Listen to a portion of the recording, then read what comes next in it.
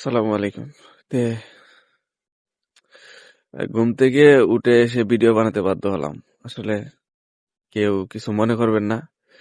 বিষয়টা হলো আপনারা প্লিজ ডিরেক্ট কল দিবেন না। মেসেজ দিয়ে রাখতে পারেন ইনবক্সে।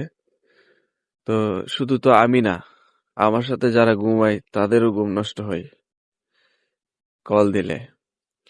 দ্বিতীয়ত দেখেন আমি ডিউটি করি সকাল ৬টা থেকে ৪টা পর্যন্ত, কোনদিন ৮টা পর্যন্ত ডিউটি করি। তো এত কিছু করে আসার পরেও আপনার রান্না করা লাগে। তো রান্না করতে করতে আপনার ধরেন 11টা 10টা, আর খেতে খেতে 12টা বেজে যায়। তখন 12টা 1টার সময় ঘুমাই, আবার 6টার সময় উঠি, মানে 6টার আগে উঠে আবার কাজে যাওয়া লাগে, মানে ডিউটি আছে। তো বিষয়টা তো বুঝেনি, আবার কেউ কেউ ডিউটি অবস্থারত থাকা অবস্থায় আবার আমাকে কল দিয়ে দেন। তো আমার চাকরিটা তো চলে যাবে ভাই এরকম করলে। বিষয়টা একটু বোঝা লাগবে। তা আমি তো চাইতেছি যে ইনফরমেশন দেওয়ার জন্য। তো আপনারা যদি একটু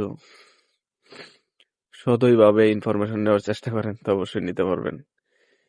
আপনারা মেসেজ দিয়ে রাখবেন, ডিরেক্ট কল দিবেন না, একটু সমস্যা হয় বুঝছেন না, কল রিসিভ করা যায় না ডিউটি অবস্থায়।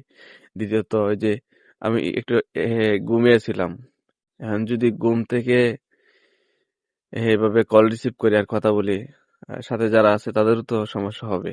বিষয়টা তো একটু বুঝতে হবে।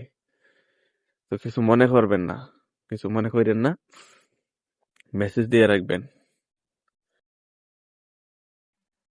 তো আরেকটা বিষয়, সবাই কমেন্ট করেন যে ভাই মেসেজও দেন ইনবক্সে যে আপনার কেমন খরচ গেছে, আপনার দালালের নাম্বার বা দালাল কেমন, কোন দালাল ধরছেন। আসলে এইগুলা প্রশ্ন করবেন না আমাকে, আমার দালাল সম্পর্কে কোনো ইনফরমেশন নাই।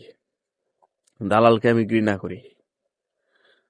দালালি আপনার ভালো হবে আপনার এলাকার, মানে পরিচিত কাউকে ধরে যদি ব্যবস্থা করতে পারেন, তার যদি দালাল থাকে সেটা আপনার জন্য ভালো হবে, আমি যেটা মনে করি। অযথা ফাও ফাও সময় নষ্ট হবে, আপনার টাকাও নষ্ট হবে। লিবিয়া খুব খারাপ জায়গা, সেখানে যে আসছে যে থাকছে সে বোঝে। তো বিষয়টা খেয়াল রাখবেন, মাথায় রাখবেন বিষয়টা। আর সবসময় দোয়া করবেন আল্লাহর কাছে, আল্লাহ সিস্টেম করে দেবে।